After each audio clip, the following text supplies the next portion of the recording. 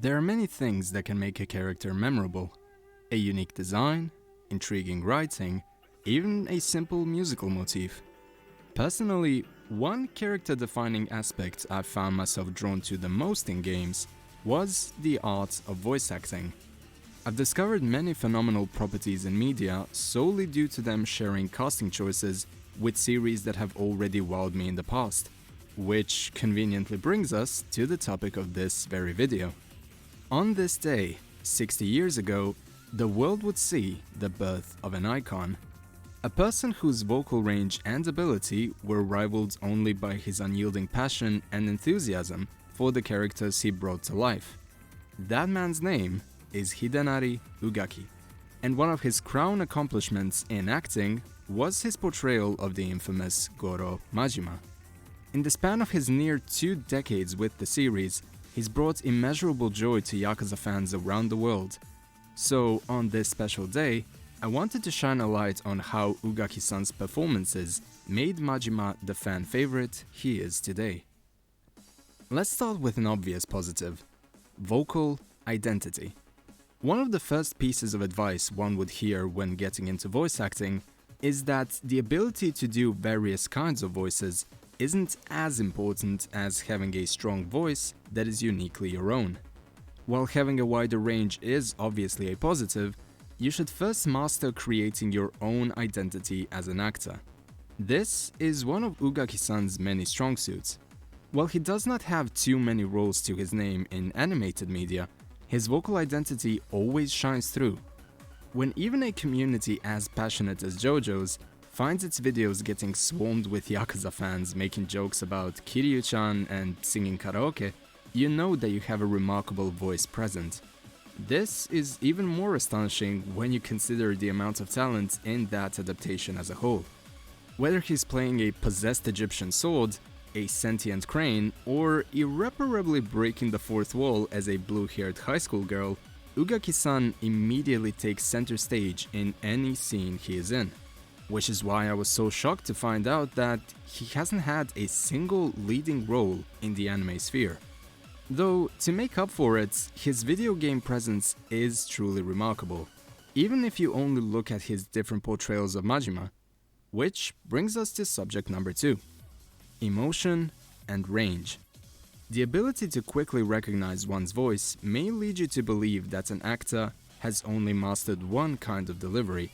And if there's one role that could crush that misconception into oblivion, it's definitely the role of the Mad Dog. Majima was originally envisioned to just be a villain's villain. Admittedly, one that broke from a traditional mold by also being a loose cannon to keep you on edge, but still, mainly a villain. Much like how the writers behind RGG Studio would slowly evolve and refine their writing styles with each passing entry, I'd argue that it is Ugaki-san's range that allowed them to steadily show Majima becoming more and more emotionally complex. A venture that would fully come to fruition during the PlayStation 3 era, where this force of nature we were so used to seeing was shown to be an empathetic victim of tragic circumstance.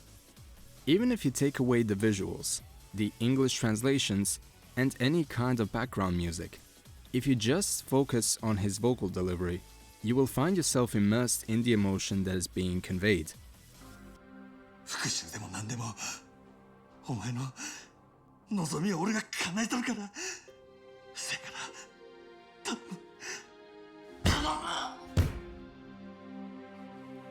It's only when you strip a performance all the way down to its essentials when you will really see the skill of a voice actor. And Ugaki-san's talent is something truly remarkable. This marriage of impactful performances and quality writing is what makes the characters in Yakuza so lovable.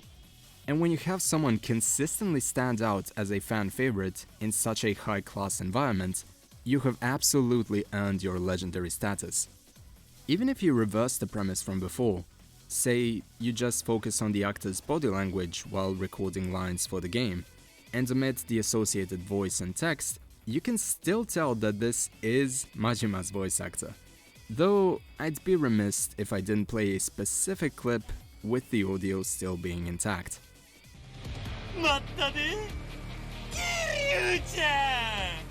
People often point to this particular clip when praising Ugaki-san's enthusiasm for acting, cause each individual part of his performance is just a perfect representation of the chaotic energy that Majima brings to the series.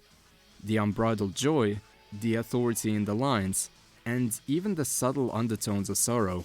All of these sentiments are what make this man the embodiment of the Mad Dog. The fact that the entire Yakuza voice cast is made up of distinguished actors who genuinely feel like they were born for the roles that they play, as if the characters were created around their actors' identities, is one of the greatest qualities that this franchise carries. Which brings us to something rather heartwarming. The friendship with Kuroda-san. With the release of Yakuza 0 and the Kiwami games, which had a stronger emphasis on Majima's presence in the stories, people have started making some great fan art and cosplays depicting this duo hanging out and just having fun like you would with your closest mates. So it was amazing to see how Ugaki-san and the equally legendary Kuroda Takaya were also on great terms in real life. Apparently, they've been friends since high school, which really makes me wonder what a Yakuza spin-off where all of the protagonists would have attended class would look like. I mean, we already have a cool map of Seiryo High from Lost Judgment, just saying. Anyway, I think people underestimate just how much of an impact these kinds of friendships can have on a script. Even if you're not recording in the same room, the stories I've heard from legends like J. Michael Tatum about leaving some funny notes or secret recordings for your fellow co-stars is the stuff that can elevate a performance to an 11. And when you consider the back and forth nature between Kiryu's and Majima's interactions, you can really tell how much fun the voice actors are having. Listening to the more light-hearted moments in these stories makes you feel like you're having a cup of coffee with these characters and you genuinely feel involved because of how believable their voiceovers are. Plus, there's also the matter of quality performances from one person eventually leading to everyone trying their best, so that the end result becomes a project they'll all fondly talk about down the line. The one video where Ugaki-san and Kuroda-san are making bracelets together is just a perfect way of putting that into perspective. If we have another panel akin to Dragons in Japan in the future, but with the cast voice acting some famous scenes from the games on stage, you wouldn't need to add any game models in the background to feel like you're genuinely witnessing a moment from the games. These two are Kiryu and Majima through and through, and can make any moment feel enticing, regardless of the occasion. They're as open and honest as the characters that they embody. Lastly, I'd like to point out a rather peculiar point of interest, that being Ugaki-san's singing ability. Ever since Yakuza 3 introduced karaoke to the series, fans around the world couldn't wait to hear their favorite characters blow the proverbial roof off. And while his performances in Dead Souls were brilliant in their own right, it was the songs from Yakuza 0 onwards that really experimented with Ugaki-san's range. Now, I should probably start off by saying that, apparently, the legend behind Majima isn't actually a fan of singing, which was mind-blowing to me. Again, much like with his general voice performances, you have the feeling that he's having the time of his life when you hear his renditions in 24 Hour Cinderella or the backing vocals on a song like Sunshine. And I won't even get into the beauty behind Shiawase Nara. Speaking as a musician, the amount of vocal control and proper breathing required to maintain a performance like that of Majima can be extremely taxing. Even more so when you try to translate it into a musical setting.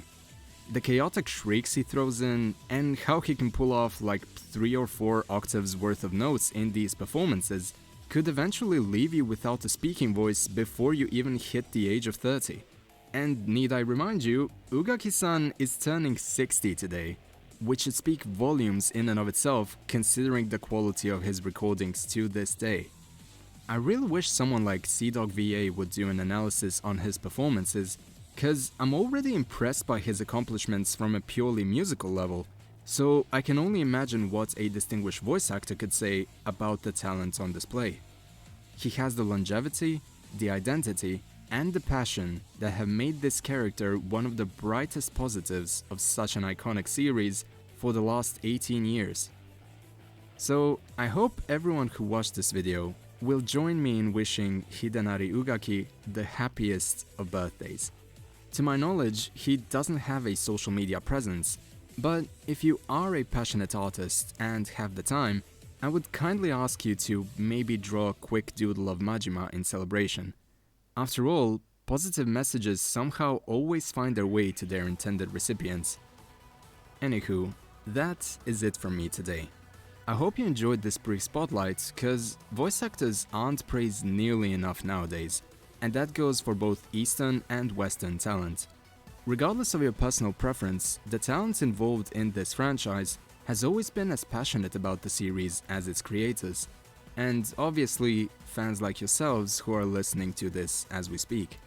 If the opportunity presents itself, I would love to speak to someone like Crispin Freeman, Daryl Kurillo, or our newest addition to the cast, Mr. Yongya, and see their perspectives on who the characters they play are to them. You'd be amazed at the attention to detail that artists like them have while approaching their various roles.